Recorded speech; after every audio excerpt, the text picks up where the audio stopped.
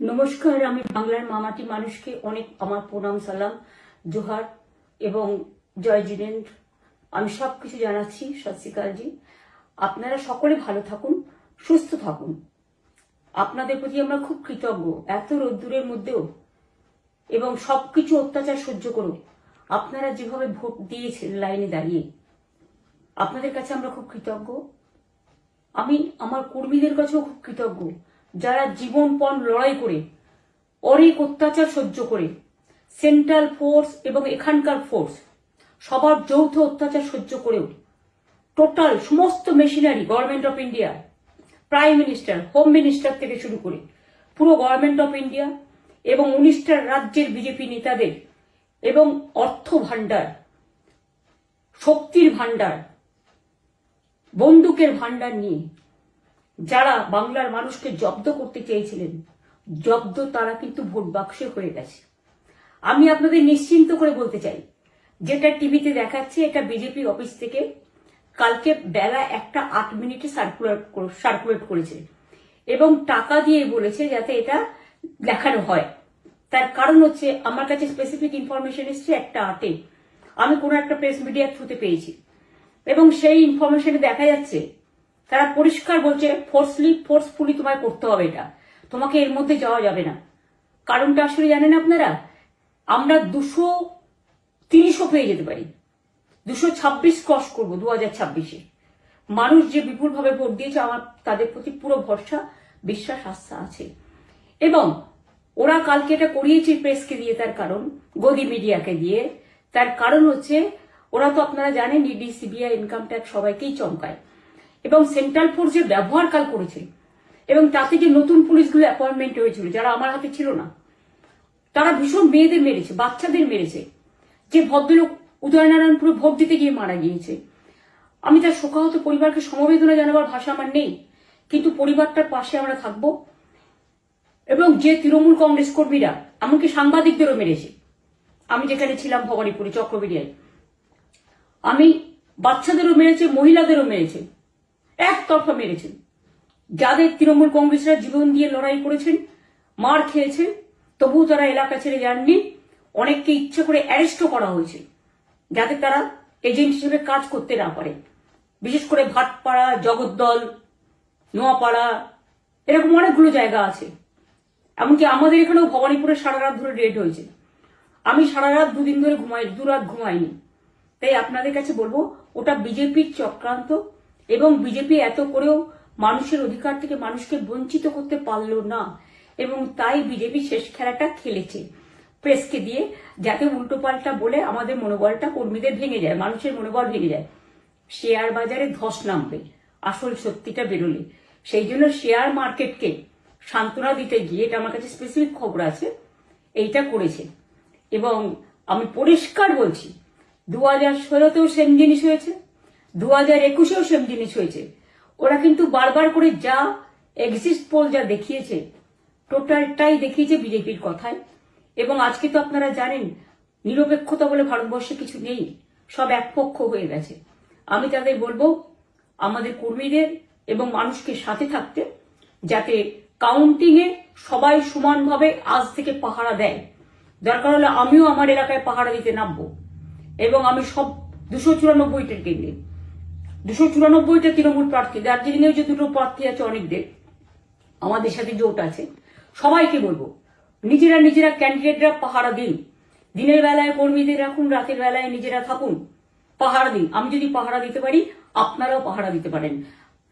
রাত জাগুন, সকালে এসে অন্য টিমকে হ্যান্ড ওভার করে তবে ঘুমবেন।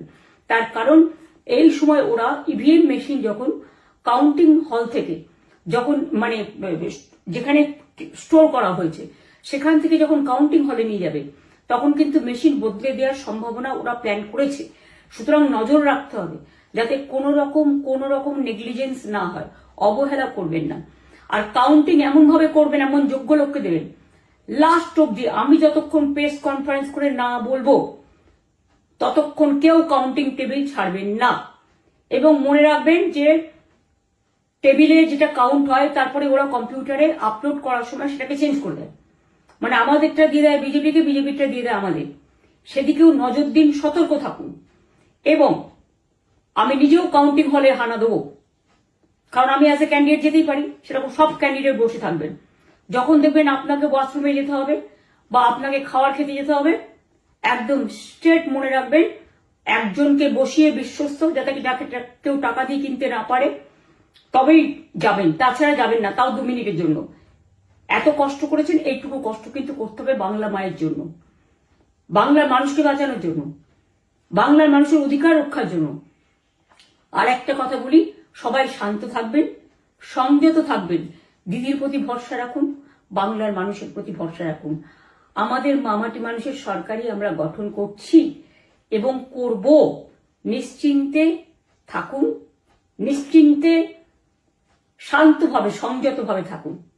ওরা হামলা করলেও আপনারা এক্ষুনি হামলাতে যাবেন না।